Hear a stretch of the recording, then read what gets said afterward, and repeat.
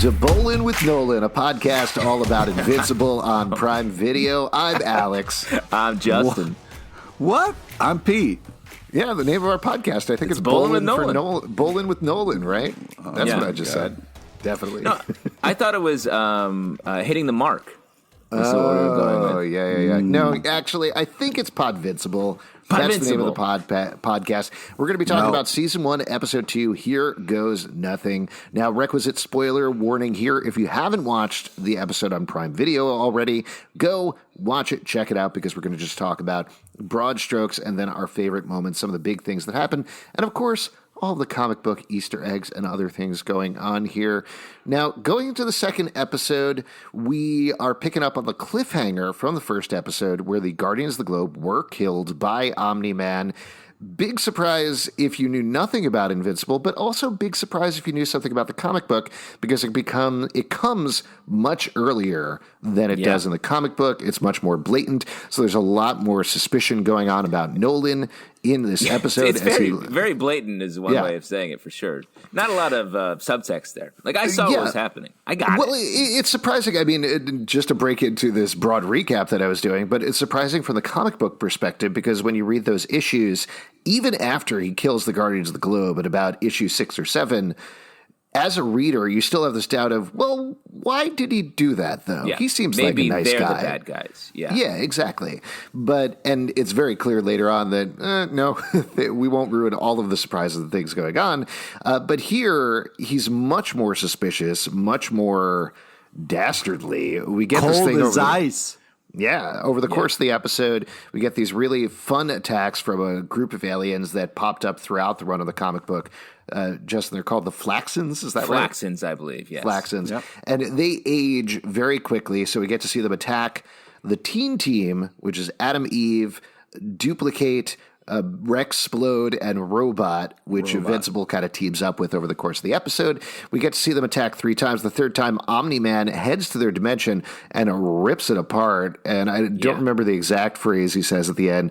Oh, yeah, I wrote it down. You don't seem to understand. Earth isn't yours to conquer. And then he basically destroys the planet before he comes back. So in the second episode as well, they're really doubling down on the fact that Omni-Man, not great. Not exactly the Superman of the show, necessarily. Not a hero. But we do get a lot more of Invincible figuring himself out as a hero. What does it mean that he is a hero? He teams up, strikes up kind of a romance with Adam Eve, kind of a romance with Amber, a little bit, or at least she seems interested in him over at school. And we get more details about the world as we go on and meet a demon detective, which you had to like, Pete, right? Oh, yeah. Love the demon detective for sure. It's funny. That's the one part of this episode where I was like, what? It feels out of place. Really? Well, yeah, sort of. Like, he shows up and I'm like, oh, this feels like from a different. A whole team of heroes, nothing on your radar, but then a demon shows up and you're like, wait a second. Yeah. Hold the phone. I'm not following. A demon who's also a detective? Okay. Too many things, in my opinion. Demons can be detectives too, all right? Watch yourself. Well, he does show up in the comic book, but the way that they designed him there, he's much more blatantly the Question from DC Comics. He's Rorschach from Watchmen. So I think the design is very different. He's much more blatantly like, I have demon face, talk like demon, me Clancy Brown, I think is the voice, maybe. Ooh. But, I understand what you're saying. It's definitely this random element that gets thrown in, and you're just supposed to go with it. You're just supposed to fly with it as you're going. Fly right along with it, yeah. Now, do you think he investigates like Tom Hanks? Mm-hmm. If this were Da Vinci Code, like it's like the flip? Oh, like Demons and Angels is the name of his book? Because isn't Tom Hanks, I don't know, I've never watched or understood any of that stuff, but isn't Tom Hanks investigating demons? So this is like, this demon detective is after Tom Hanks? No, he kind of investigates like religious mysteries and stuff. I'm just saying, is the demon detective having a white boy summer? Ooh, you're doing too many things at the same time. How do you feel now? The demon detective, which is clearly too many things at the same time. Well, wow. You showed me. Wow. Here goes So let's talk about this episode. That was the Prestige. I think, just pulled the Prestige. Just to take a step back from the demon detective for a second, we were all pretty positive about the first episode. I think we liked it. How are you feeling going into episode 2? Pete? Well, I definitely am still having fun. There's a lot of we're kind of splintering off. There's a lot more differences now from the comics, but it's still kind of keeping the core. I think Invincible is kind of so far the unchanging thing. But yeah, I'm very much enjoying myself. And the voice of the one-eyed alien, I was super happy about that reveal. I thought that was a lot of fun. Wait, who did the voice of the one-eyed alien? Seth Rogen. Oh, okay. That was really a hilarious choice. Like, he's producing it. He get to call it, be like, "Oh, I want to do this voice." It's probably in the rider somewhere or something. It was and the interesting thing is Seth Rogen is still working with Evan Goldberg on a live-action film version of Invincible at the same time. They're two unrelated projects. So I don't know how they got Seth Rogen at all. Seems related. I mean, to talk about a guy that figured out how to do cool stuff in this entertainment business, like Seth Rogen and Evan Goldberg, man, they get to do all the same stuff that we would do if we were had millions and millions of dollars and the favor of Hollywood. And they just make it good. Like, this show is good. I would love to see an Invincible movie at the same time.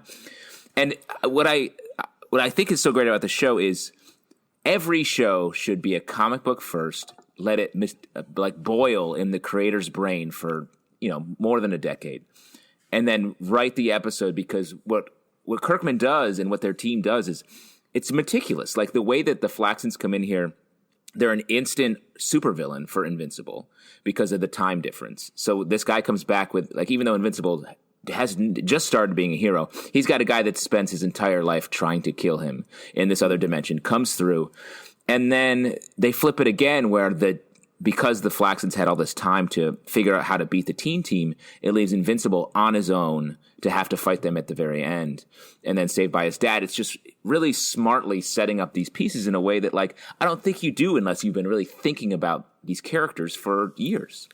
Well, it's also funny because it's a bit in the comic book. They come in, they attack, they immediately get turned around because they turn old for whatever reason. It's just a recurring comedy bit, and they're not a real threat. But to your point, Justin, over the course of this episode, they do become a real threat. They do double down on emotionally what's happening with Invincible, and it's really fun and nice to see. Yeah. It's meticulous, just really smart thinking, and I really love, because it also got to be a comedy bit too. It got to be funny for a large portion of it, and then very serious by the end. And I was really impressed with this episode.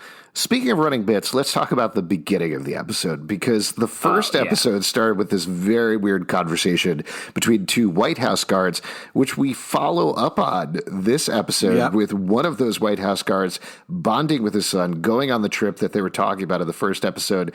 What's your impression of this? What is going on here? It's a fun bit. It's a fun bit. And maybe that's it. And I don't know how it'll pay off. Maybe there'll be something at the very end of the season where this father-son duo are involved in something, but the trash bag lands near there in France, and it comes back to the Invincible through last episode, right? And it lands here in this episode. That's a fun. They're going to be orbiting Invincible's adventures, I think, through this whole season. It's great. Pete, you wanted to say something. Yeah, it just reminds me of the Cabbage guy and, what you call it there? In Avatar. In your Avatar. Supermarket. Oh, okay. Yes, Avatar. Okay. In Avatar. That's a fun running bit. Yeah.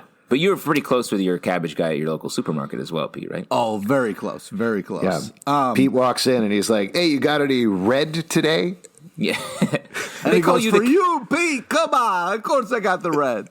And they call you the Cabbage Patch Kid, right, over there? That's right. I was a huge Cabbage Patch Kid head. Anyways, so I also like that at the start of this big reveal, quick thing to move on from there. Also, was your Cabbage Patch saying that, given that Cabbage are heads of cabbage, and then you said you're a Cabbage Patch Kid head. I don't know. There's something about that phrasing there that I feel like could be smoothed off a bit. And let me just say real quick, I'll work on it for next show then. Cabbage Patch Kids were dolls, famously in the 80s and 90s. Sure. What was your doll's named, Pete? Really? Do you remember? Yeah, of course I do. Why? Reggie Jackson. Reggie Jackson. That's right. I had the birth certificate to prove it, motherfucker. Oh, that's it's hanging over your shoulder on your wall there, right? Wait, Justin, did you have a Cabbage Patch Kid? I didn't, but we had one at the house that was sort of like it was just at the house. It wasn't anybody's, really. Okay, yeah. My sister glommed onto it a little bit. It was named Emery, and my sister fed it a pea, and it had a pea in its head for a long time. So got a pea in there. I don't know. Mine was, and again, this was from the birth certificate, so I didn't change it. Mine was named Dickie Francis. Wow. Dick Francis, huh? What an innocent time. What an innocent time that was. Dickie Frank. That's the name of Pete's Cabbage guy, Dickie Frank. Yeah, Hey, Dickie Frank, Pete, it's me, Dickie Frankies. Look at Hey, me. you I need was a born in a Cabbage Patch, cabbage. let me know. I got the best head of cabbage. You're going to make a fantastic Man, could you slaw, my imagine man. if on this podcast we found out my Cabbage Patch Kid grew up and sold cabbages to Pete? That would be wild. We should do an Ancestry.com on all of our Cabbage Patch Kids. Please see if there's a relation there. What I like about this opening bit is also reestablishing like they're swearing, so letting people know this isn't like a normal cartoon. This is going to get violent. There's going to be curse words. So I'm glad they do that up front at the top of each show. It makes me happy. Yeah. Another big change from the comic that I think we should talk about, or at least something that's moved forward in a significant way, is we meet Cecil Stedman and the rest of, I mean, it's not exactly the support staff for the Guardians of the Globe, but it's certainly this organization that works with them, worked with Omni-Man, worked with the other heroes. I thought this was very interesting because Cecil and company are introduced relatively late in the comic. I think it's issue 12 or 13 or something like that. It makes sense to throw them in here, but it definitely changes what's going on with the character. As fans of the book, what did you think about Cecil in this? What did you think about everything that was going on with that aspect of the show? I think it makes sense. It feels like they're moving everything up to happen faster because I think we're going to get, if I had to predict, a very big fight at the end of this first season. The big one that I think, I don't want to spoil it, but that we all can sort of feel coming even now watching this the TV show. So it makes sense to have Cecil there because I think he's going to end up becoming a bigger part of the show.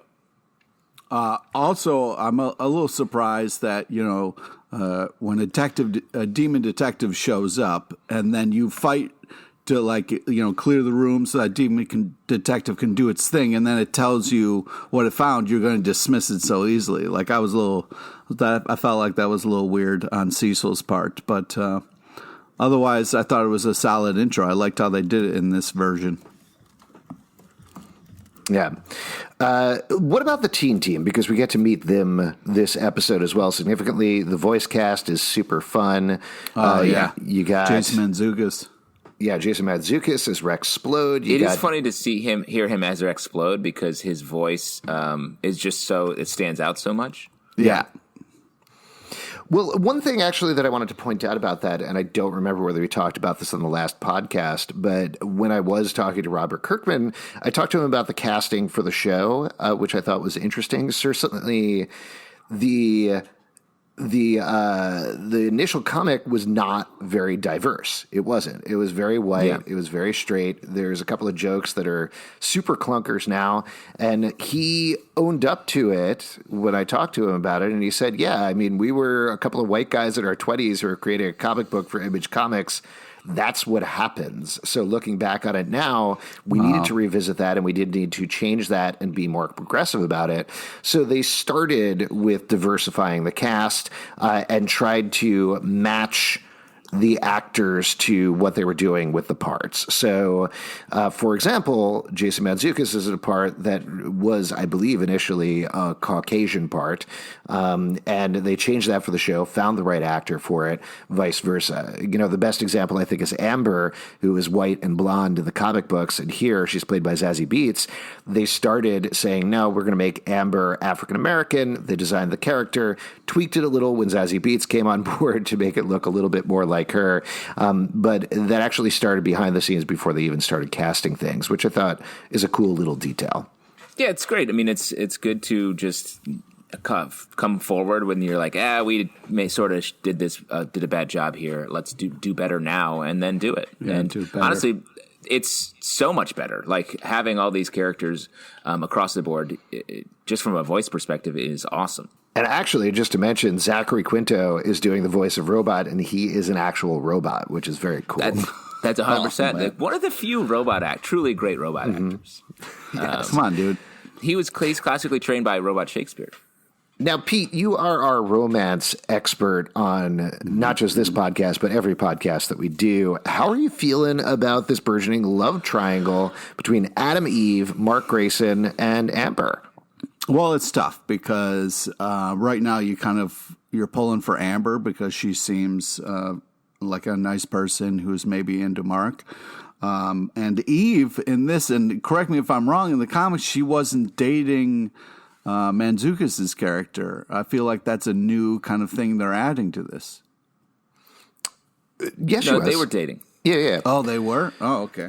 It's just honestly, I see why you don't remember that, Pete, because in the comic, it's for sort of doesn't last very long before things perhaps change.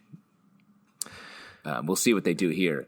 Yeah, we're bouncing around spoilers at this point in case that wasn't clear. But yeah, they definitely do date. It is a complication. It is something that happens. That's the problem with having such an endearing actor do the voice, because not like before, couldn't care less, but now I'm like, oh, I hope he's going to be all right. Before, not a concern. Really? Jason Mantzoukas? Yeah, the guy's great. He's he is great, but like he very purposely, in a great way, always plays the asshole character. Like that's definitely what he's playing. I'm not here. pulling for his character. The problem is, it's because it's that voice actor. He's that likable asshole a little bit. You know what I mean? So normally it'd be like, douchebag, get out of there, Eve. What are you doing? But But you like the asshole. Yeah. What about the rest of the teen team? We get a sense of Plode. We certainly find out a lot about Adam Eve. We meet Robot. We don't get much on Duplicate. She's just sort of there. But any other impressions about them and their scenes? I like, it's hard to separate all of the knowledge that we have from reading the comic because we know so much about this team as they go forward. So it was really nostalgic, honestly, seeing this. And it's a fun team to see at work, and the fact that Invincible really falls in with them in this episode, I thought was cool. Yeah, I agree. What about the stuff with Debbie and Nolan?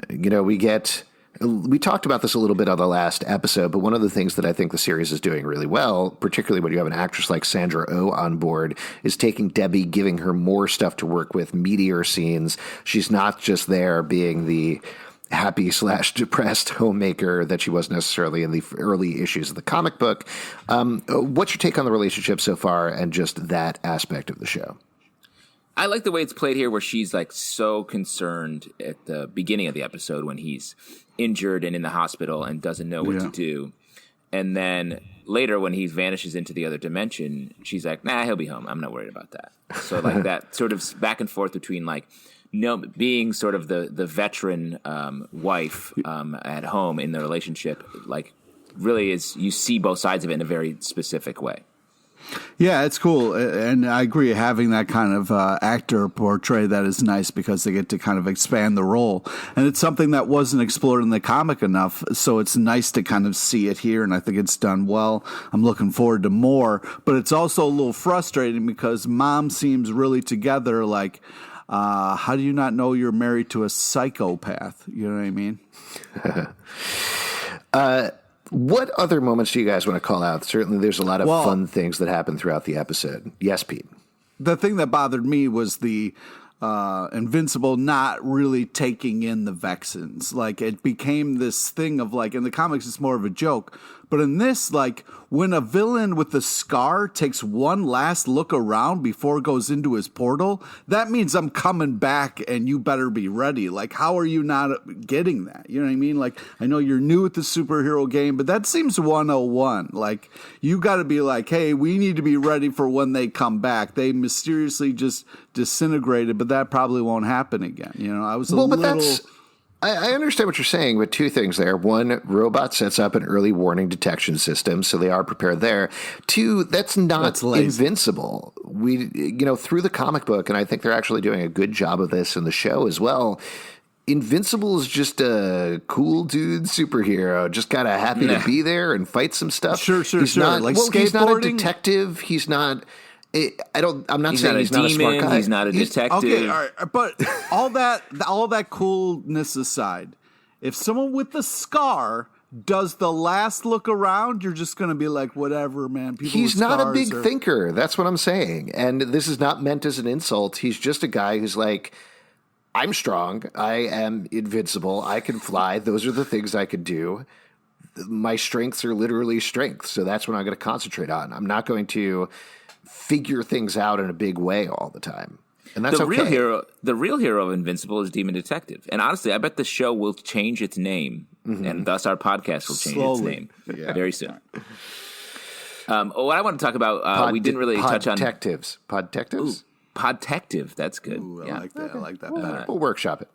Yeah. The way that they're doing the Amber romance and potentially an Adam Eve romance here at the same time. You love a good triangle. You're all about love triangles. But it's interesting, like, Invincible seems like he's got too much going on, so he's not as, you don't really feel him in the middle here. It's just like you get a lot of looks from Amber. You get Adam Eve being like, they have a little montage in this episode. Because if I remember correctly in the comics, it's very much Amber romance, and then there's something happening maybe with Adam Eve later. So like the same time thing is a bit of a roller coaster. Yeah, it's a little stressful. Well, Pete, what about you? Any other moments jump out at you that you would like to mention from the episode? Oh, sure. Oh, great. Yeah. Glad to hear it. Take your let's time. See here. Yeah. Well, I'm just scrolling through here. If we want to fill the gap, we haven't talked about Alan the Alien yet. No, we haven't. I honestly completely forgot about that in the middle of everything else. This is another great thing directly from the comic. They play it in a slightly different way, but it kind of plays out the same way. And super fun. Just a fun sequence. I love the concept of how they do space and talking in space in the comic and in the show. It's very fun and very unique. I like it quite a bit. What was your take, Justin?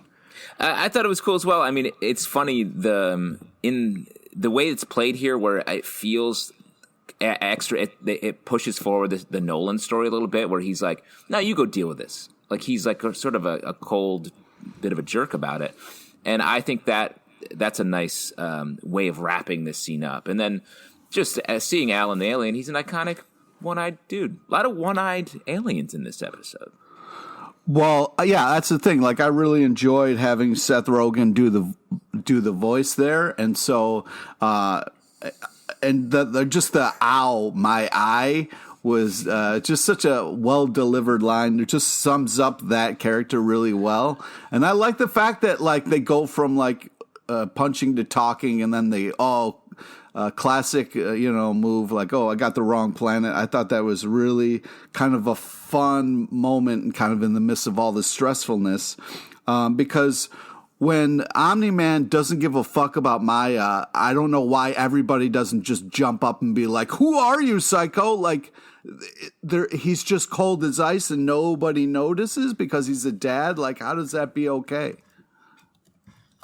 Well, I mean, you got to trust your Superman. You're going to have a superhero. Like, you're probably going to trust him. Right? I mean, I guess that's what's ingrained in us, but it's like, the fact that everybody's just kind of taking it for granted here is it's a little tough. You know what I mean?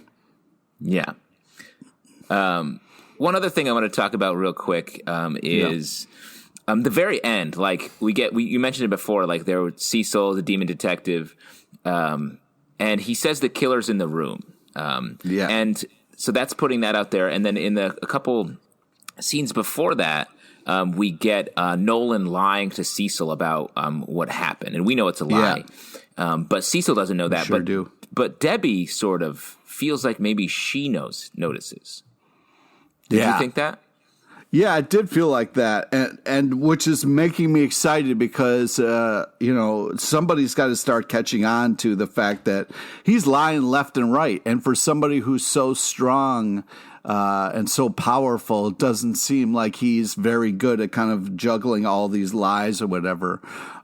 So hopefully that kind of comes crumbling down sooner rather than later. But the fact that the mom catches them just before the dad's about to punch the son again. You know what I mean? And like the mom calls that out. I'm really hoping that's foreshadowing of like mom's going to be like, yo, your dad's a fucking psychopath, you know? And so like the editing, the timing of that moment was really awesome on the show. Well, and I think even if she, like, I don't think she'll just like come out and be like, this guy, my husband, who I love, we have to get him. I think it'll be much more like, hey, Nolan, what's up? It feels like you're lying to everyone and being mean to our son now. And, go ahead, Alex. No, I was just going to say if there were any other moments before we wrapped up here. Pete? I'm glad we get in the music interlay with action moments. That's a nice thing that happened from the first that we're seeing in the second. Hope that continues. That's a lot of fun. And let's wrap this up then with our Invincible moment of the episode. Justin, you want to kick it off? What was your Invincible moment of the episode? The Invincible moment. I think for me it was when Invincible knows that in the third Flaxan invasion, when he's the key to sort of at least stalling them until Omni-Man gets there. But you see the rest of the teen team go down. And you really feel like, oh, he can be a hero. And that feels like his first real moment where it's like, he's got this, and you feel like, oh, he's going to be on this teen team probably pretty soon. There's a place for him here. And it really gets you confident in him, just as a viewer and as a fan, I feel like. Pete, what about you? Invincible moment of the episode? I gotta say the whole Maya thing was my invincible moment of the episode, just because it really shows that Mark is completely different from his father. He cares. He's learning about the effects of just like his powers and the collateral damage and all that kind of stuff. So I feel like that's kind of like it was a really powerful moment, and I feel like really says a lot about who the character Invincible is. For me, it's got to be when he's on the moon. He's just quote unquote, beaten Alan the alien, and he leaves and he just looks at the Earth and says, wow, cool, which is right out of the comic book. And it just tells you so much you need to know about Invincible as a character, about the show, that they take these fun little moments here. It's great. I loved how that was executed. And folks, that is it. If you'd like to support this podcast and other podcasts we do, patreon.com/Comic Book Club. Also do a live show every Tuesday night at 7 p.m. to Crowdcast. And YouTube. Come hang out and chat about Invincible. iTunes, Android, Spotify, Stitcher, or the app of your choice to subscribe and listen to the show, particularly on iTunes. Please leave us a rating and a comment. We appreciate those so much. ComicBookClubLive.com for this podcast and many more. Until next time, keep hitting those strikes and spares, because we're bowling with Nolan. Oh, boy. As always, shouts to Reggie Jackson, Dickie Francis, and of course, Emery with a P in the head.